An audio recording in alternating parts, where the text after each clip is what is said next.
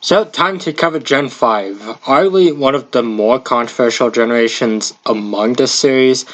Gen 5 really didn't do that much wrong. Aside from not letting you capture Pokemon that weren't in the Unova decks until the post game, Black and White were pretty enjoyable Pokemon games. Although I'm not gonna be one of those people that acted like Gen 5 was never hated, or the fact that it's like the best Pokemon game and that people don't understand it. Black and White did have their flaws, but they were pretty fun games. Also, introducing plenty of my favorite Pokemon into the series. So that's what today's video is about. These are my top favorite Unova Pokemon. Starting off with Galvantula. Galvantula was a Pokemon that I had used back in my 2021 playthrough of Pokemon White. It's a fun Pokemon. It wasn't my go-to, but I wanted to use Pokemon that I didn't use at that time, and Galvantula was a pleasant surprise. It managed to help me get through the Elite Four and became one of my favorite bug Pokemon. Although it might not always be my go-to, considering I do like a lot of the Unova Pokemon, especially the next one. And it's of course Escavalier. Escavalier is another bug type, and well, Gen 5 definitely made bug types a bit more better. Gen 4 made them they made them a bit more decent with moves like Bug Buzz and X Scissor. Gen 5 kinda helped them a lot too. Introducing Pokemon like Escavalier into the series, and Escavalier still remains to be one of my favorite Unova Pokemon. It's a bug steel type and has plenty of fun moves to work with, and it just looks cool.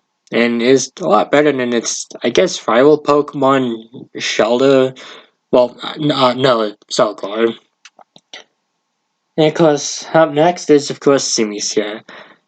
Yeah, the Pan Monkeys might not be like the most favorite Pokemon, but Simisear was one of my first Unova Pokemon in my very first Pokemon White playthrough, and it became one of my favorite Pokemon in the game. It's not the best fire type and does get outclassed by plenty of other Pokemon in the region, but Simisear was a fun Pokemon to use, and one that I helped gets a bit more appreciation. Because they have a really awesome Pokemon. Up next with Scrafty. Scrafty was a dark fighting Pokemon and a very fun Pokemon. Again, it was one of the first Pokemon I used on my original team, and I'm glad I used it. It is a very fun Pokemon, and it hits pretty hard under the right circumstances, and it just looks pretty cool. Seismitoad is my number 5 pick, and again, Seismitoad is a pretty cool Pokemon. He never gets a lot of flack for having some pretty forgettable Pokemon, or Pokemon that are a lot like others, and there probably might be people that do accuse Seismitoad of being the new Poliwrath, but I would disagree. Seismitoad is a pretty cool Pokemon.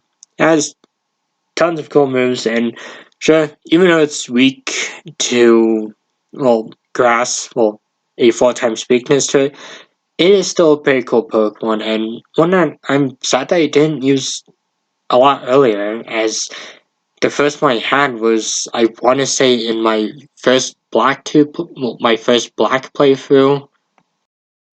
Rothorn is my next pick, and again, it might not be the most viable Pokemon, considering its 4 times weakness to fire, as well as its new weakness to fighting, but Frothorn is one of the coolest Pokemon. It's a giant, like, it is literally just Iron Thorns.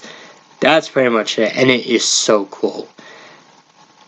Although it is kind of a pain to get it, as it doesn't evolve until like level 40, I think. But when you get it all the way up to its evolution level, it makes it a pretty interesting Pokemon to work with. Because next up is, of course, Lilligant. Lilligant is one of my favorite Pokemon. Some have said it's forgettable, but I don't really see it being forgettable. It was I think one of my first Unova Pokemon that I had on my team. It caught my eye pretty early on and wound up becoming one of my favorite Pokemon. And it's a Pokemon I've used on multiple occasions. And in my opinion, it's probably the Butterfree of the Unova region for me. Those who've watched the Kanto video would probably understand that reference. Next up is, of course, Gothitelle. Gothitelle was a exclusive to Pokemon Black and Black 2, so meaning I kind of missed it for a bit because White was the first Gen 5 game I had. But I would later get to have a Gothitelle from Black 2. Gothitelle proved to become one of my favorite Pokemon. It's, well, pretty much the Unova God of War, except with a lot less fans, which is probably a good thing. But Gothitelle is a cool Pokemon and has been one of my favorites for quite a while. And of course, next up is Hydreigon. Hydreigon is a cool Pokemon. It's a Dark Dragon type, making it the first one, and this thing was a nightmare to face in the Gen 5 games. The introduction of Fairy type definitely made it a bit more weaker, but despite the 4 times weakness to Fairy types, Hydreigon is definitely one of the coolest Pokemon. And of course, I do have a few honorable mentions. Of course, with Haxorus and Chinchino, as well with Bishop.